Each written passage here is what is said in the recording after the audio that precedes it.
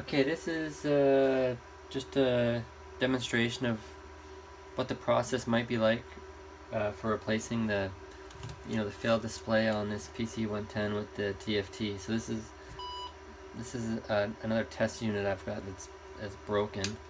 So you obviously need a unit that works except for the screen. Here's right now it's a 3D printed bezel. I had this printed in with an SLA printer. I've painted this area with conductive paint. It's not necessary for operation, but just kind of, it's not like this is going to be tested for like any kind of EMC conformity, but I think it's the right, it needs some shielding here because the original display, this was metal, so that's optional I think. And you're going to need some of these brass inserts just to stick into the bezel. So you need the bezel. Then you're going to need one of these the kind of converter board. You can either assemble one yourself, or I'm probably going to make a bunch of them that I can sell to anyone that doesn't want to make it themselves. And then you'll need a TFT display. So these are, I'm using the AT050TN23 version 1. So that's kind of the what's needed. So the trick here is trying to make it as easy as possible to replace this without opening the whole unit. So I'm gonna try. I mean, I've done this a couple times. I've never tried to do it in one shot on and record it. So kind of testing myself here too to see how simple is this. 'Cause, some people don't want to get into these details. They really just want to use the computer, and it's broken and they want to fix it. They don't have the time or interest in getting into disassembling it and reassembling it and that. So okay, here is the tricky part, is trying to open this without taking the screen off first.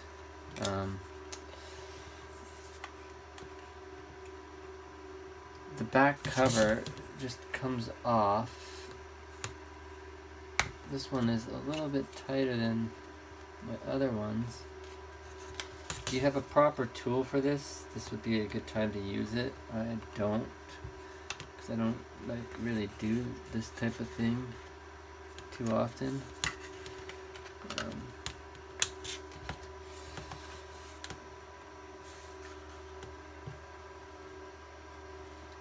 Come on, there. I'm not really forcing it. It might look like it, but it's just 'cause I'm trying to apply pressure without it jumping. Okay, so the screen obviously it comes off like this. The problem is that it latches at the bottom, so it's kind of tricky to get it off while it's mounted. Because one of the keys to this process is to not damage the original bezel, because there we go, perfect. Because one day I hope we can find a screen that fits better and we can use our original bezels, but for now we can't, and I don't want to. The idea of this is it's completely reversible. So there's the back. You take the back off. Here's obviously your failed. This is the failed unit. So you want to very carefully unhook the ribbon cable, unhook the inverter. You absolutely want to make sure this is off and discharged. I didn't. Battery's still in it. Oops.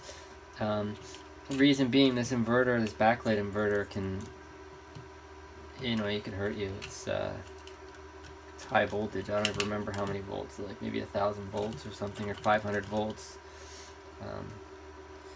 So actually you don't actually need to take this display off of there because we're not using it. So you got to take the hinge screws off.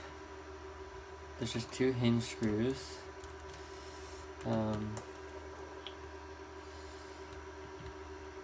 There, and then these metal bars, you can just kind of, the arms kind of lift up.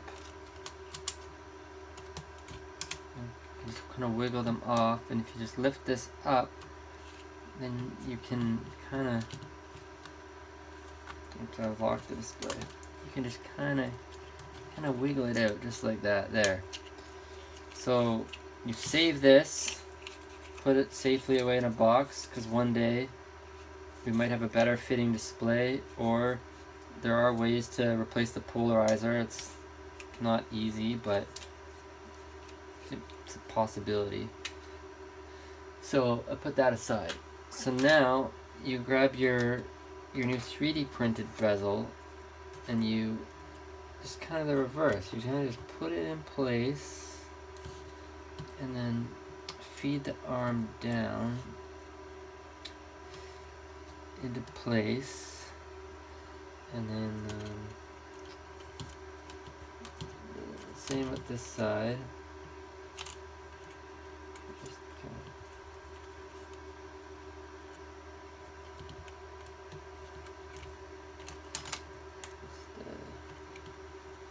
get it in and rotate it into place.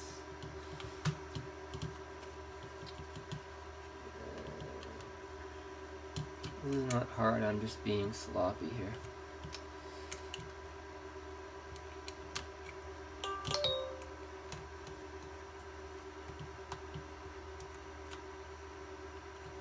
Okay, maybe I did it differently previously. Let me try this again. I think maybe I put this arm on this side first. Yeah, and then come in at an angle, and then under. Yeah, that worked a little better. Okay. Put this arm screw in.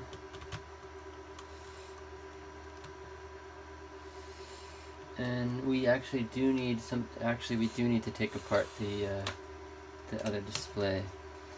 We need the latch. So you have to actually take the display out to get at it.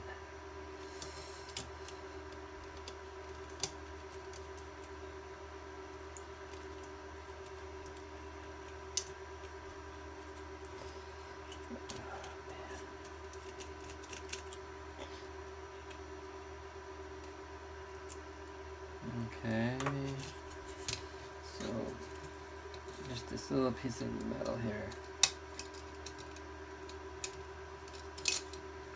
You just can't get that out without loosening the display. Okay, put these screws back in so they don't disappear forever.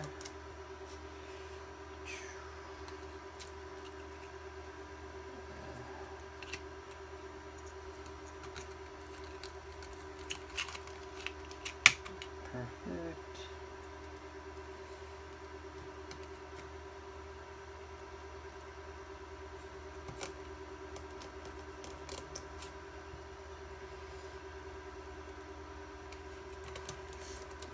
Okay. This is actually something I meant to do before I mounted the display.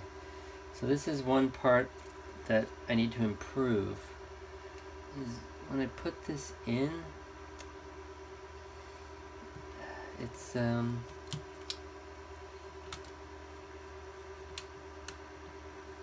tricky because there's nothing to hold it. See, the original display holds that normally. Here I don't have it, so I'm actually gonna just stick a little bit of hot glue in there. And that does not serve any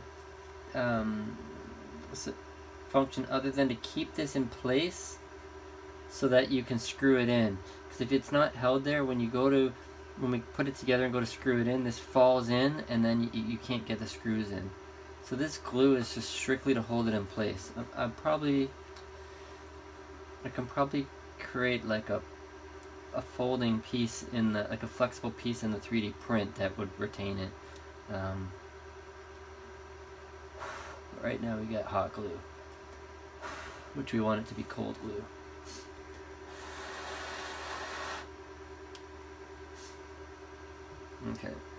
Okay, now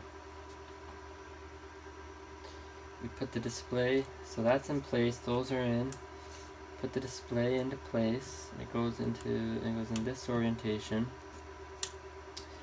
And this is something I forgot to do. Okay. The only thing is, because I put this conductive paint, maybe this fuse is a little bit too close. It shouldn't touch, but I put a fuse on the board just because if you blow this the inverter supply fuse, it's a real hassle to replace inside the PC110. So I've just got a fuse on there so that if something happens, it blows here. So we've got that. Those, you know what, that stuff shouldn't touch, but you know what, just for the sake of it, it's not gonna hurt anything. I'm just gonna put Kapton tape over this. This does not even get hot.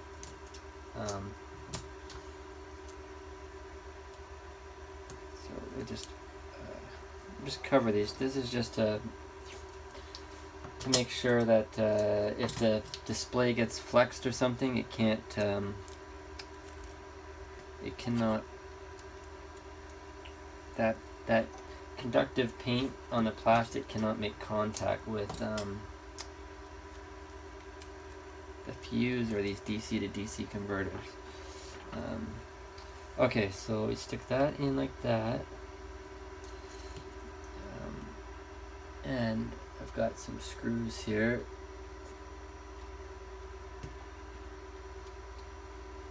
So now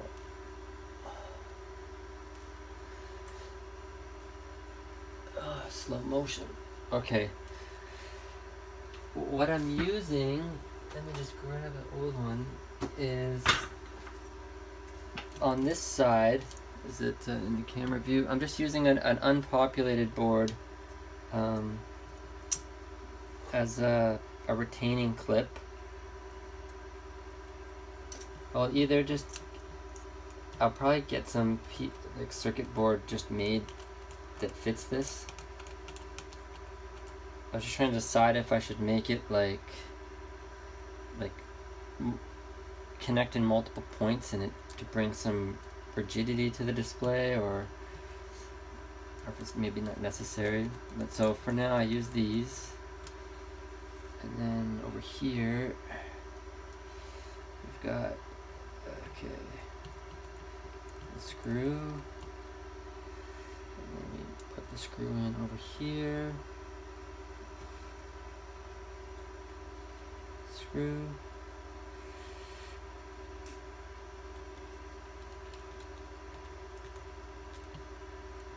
And then on this side I've just got these, I just cut some little pieces of circuit board which I'm using to hold the display down.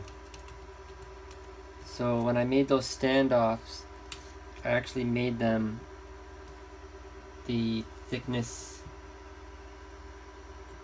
of the display minus the thickness of the board, so that I could do this, so that the board would be flush, and I could put like additional little piece of board or whatever as a retaining type thing. Okay, so that's that. Mechanically this looks good, this looks correct. So this goes here, the white wire goes to pin 1, and then just kind of tuck that away.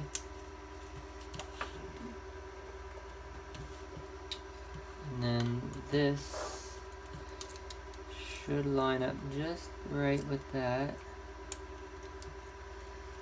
It might, no, it's not bad. This is almost identical to the original. Although I'm you know, it's okay. I might bring it in a little bit, but that's how it was on the factory unit, and I was trying to get the positioning the same so that it would lay the same. Okay.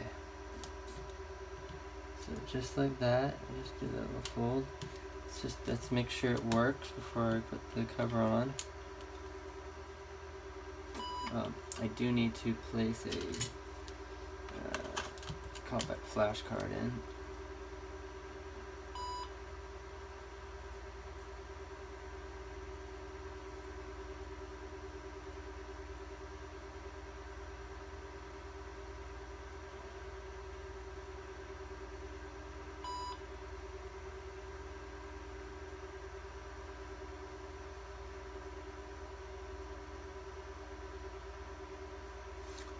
And it's working. That was strange though.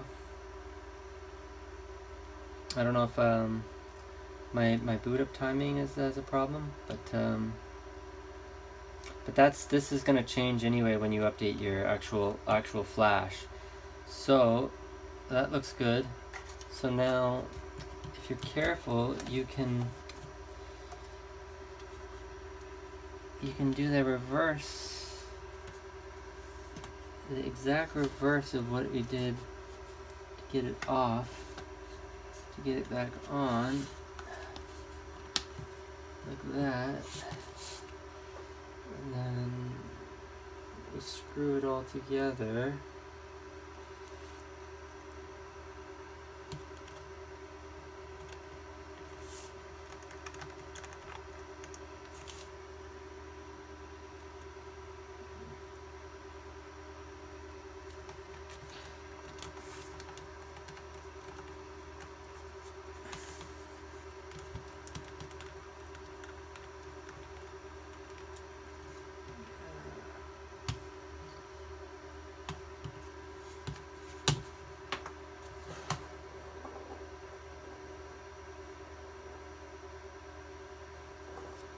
It's the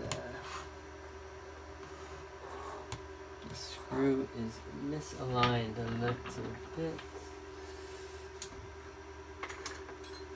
Okay. See if I can bring it down without reopening it.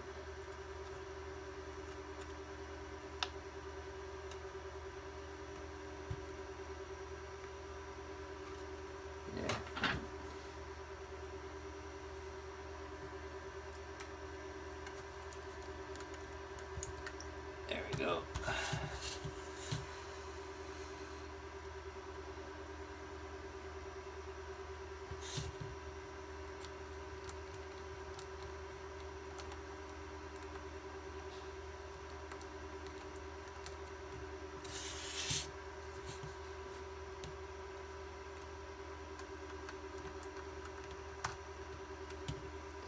Screw.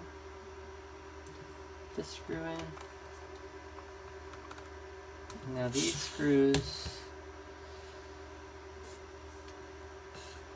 are difficult. Now, is it the thickness of my 3D print? Is it an alignment issue? I don't know. They're just, it's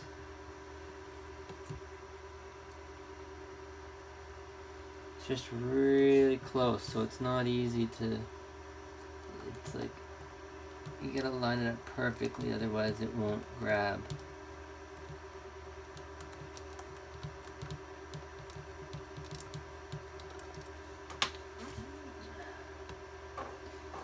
Also, this is where that hot glue came into play. And maybe I should have put it where the screws were instead of at the center. Because I can see the threads, but this is just not quite long enough to grab.